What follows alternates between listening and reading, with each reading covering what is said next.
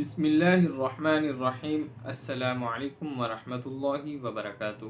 سامعین کرام، بہت سے ایسے حضرات جن کے ذہنوں میں یہ بات سوار ہے کہ ان کی شادی پر کسی نے کوئی بندش کی ہے، ان کی شادی نہیں ہو رہی، ان کے رشتے نہیں آ رہے، رشتے نہ ہونے کی وجہ بندش بتاتے ہیں، یا بعض ایسے لوگ جن کے ذہنوں پہ یہ سوار ہے کہ ان پر کسی نے کوئی تعویذ کیا ہے یا کسی نے کوئی جادو کیا ہے جس کی وجہ سے ان کے رشتے نہیں ہو رہے، شادی نہیں ہو رہی، اور شادی میں رکاوٹ ہی رکاوٹ ہے، شادی کا مسئلہ حل ہونے کو کوئی نام ہی نہیں لے رہا۔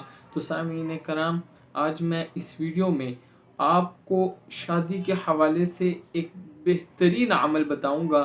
آپ کی شادی نہیں ہو رہی، آپ کے رشتے نہیں آ رہے، آپ کی شادی میں رکاوٹ ہے، آپ کی شادی پر بندش ہے، رشتوں پر بندش ہے، شادی کے حوالے سے الغرض کوئی بھی مسئلہ ہو، سامعین کرام، آپ نے اس وظیفے کو صرف 7 دن کرنا ہے۔ جس طریقے سے میں بتاؤں اس طریقے سے کرنا ہے۔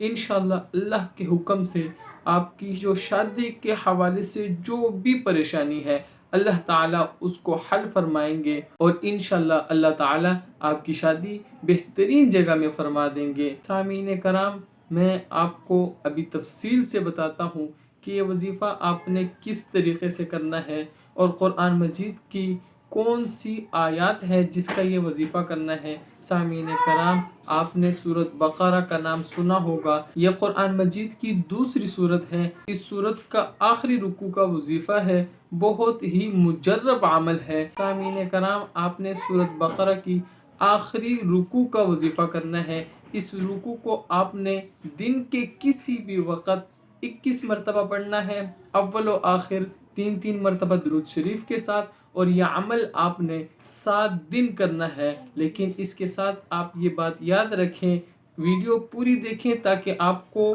شرائط بھی پتہ چل سکے کہ کیا شرائط ہے۔ جب آپ یہ وظیفہ کریں تو وضو پہلے لازمی کریں، اور دوسرا، وظیفے کے دوران آپ کسی سے کوئی بات نہ کریں اور خاموشی سے یہ وظیفہ کریں۔ اس کے علاوہ جب آپ وظیفہ کریں تو یقین کے ساتھ کریں، اور یہ وظیفہ آپ نے 7 دن کرنا ہے۔ انشاءاللہ ان 7 دنوں میں آپ کی شادی کی جو بھی بندش ہوگی، جو بھی پریشانی ہوگی، اللہ تعالیٰ اس کو ختم فرما دیں گے، اور آپ کی شادی بہترین جگہ میں فرما دیں گے۔ آپ کے رشتے آنا بھی شروع ہو جائیں گے۔ آپ کی شادی کے حوالے سے جو بھی پریشانی ہوگی، اللہ تعالیٰ اس کو ختم فرما دیں گے۔ اس عمل کو خود بھی کریں، اور ایسے لوگ جو اس مسئلے میں مبتلا ہیں ان کو بھی یہ عمل بتائیں تاکہ آپ بھی اس کار خیر میں شریک ہو جائیں۔ آخر میں اجازت چاہتا ہوں۔ السلام علیکم ورحمۃ اللہ۔